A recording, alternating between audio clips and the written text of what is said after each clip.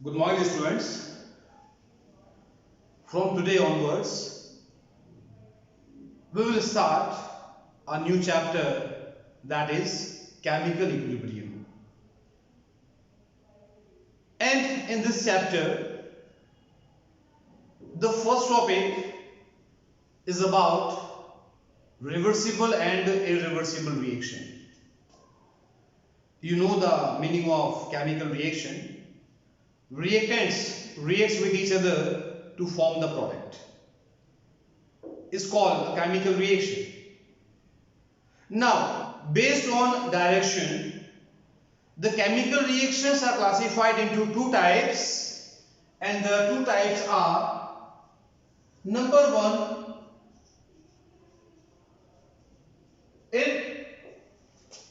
irreversible reaction, and number second is reversible reaction. Now, what is the basic difference between irreversible reactions and reversible reactions?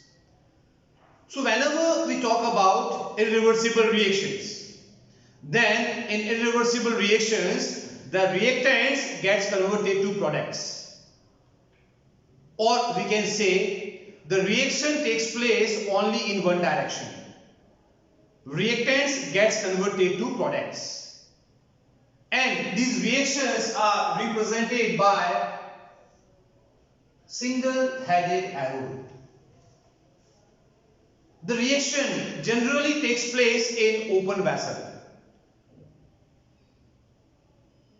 So if we are getting gaseous products, then these gaseous products will escape to surroundings and not available for backward reaction. Or if an insoluble compound is formed during a chemical reaction, then it gets deposited in the form of precipitate. Again, not available for chemical reaction. So remember, this reaction takes place in open vessel normally. Now, some examples. So example number one is your thermal decomposition reaction. You know the meaning of thermal decomposition. When reactants are heated, then reactants gets converted to two or more than two products. So if heat energy is required for decomposition reaction, then the reaction is called thermal decomposition reaction. Like for example, if calcium carbonate is heated, then we obtain calcium oxide and carbon dioxide gas. Since the reaction takes place in open vessel, so the carbon dioxide gas formed will escape to surrounding and will not available for reaction. So thermal decomposition, when takes place in open vessel, can be considered as irreversible reaction. Then we have second reaction also, neutralization reaction, where a strong acid and strong bases are used. So whenever the neutralization reaction takes place between a strong acid and a strong base, as a result of which we will obtain salt and water, then this neutralization is a type of irreversible reaction. Condition required, we need strong acid and strong base. Similarly, if we talk about redox reaction.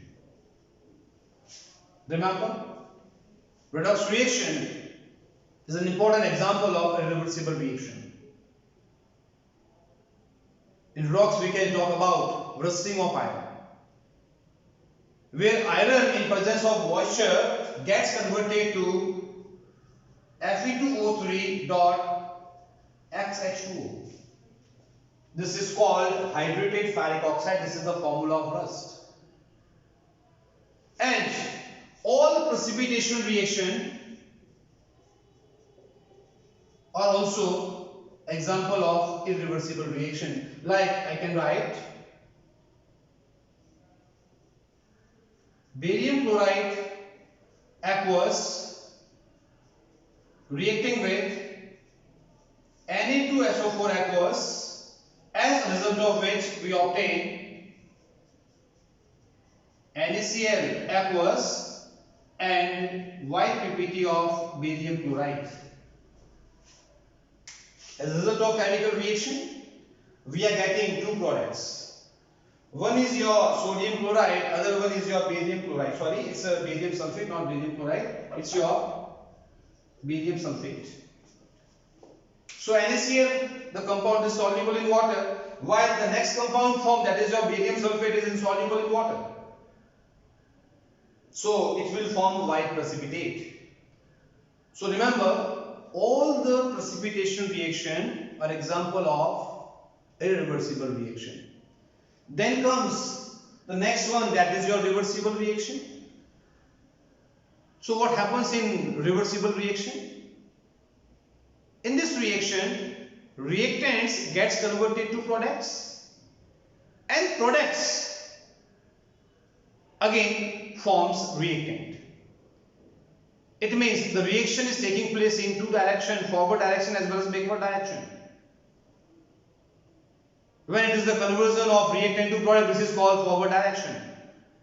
When it is conversion of product to reactant, this is called backward direction. So here we can say that the reaction is represented by double-headed arrow. Both direction, reversible. Remember, these reactions takes place in closed vessel. These reactions takes place in closed vessel.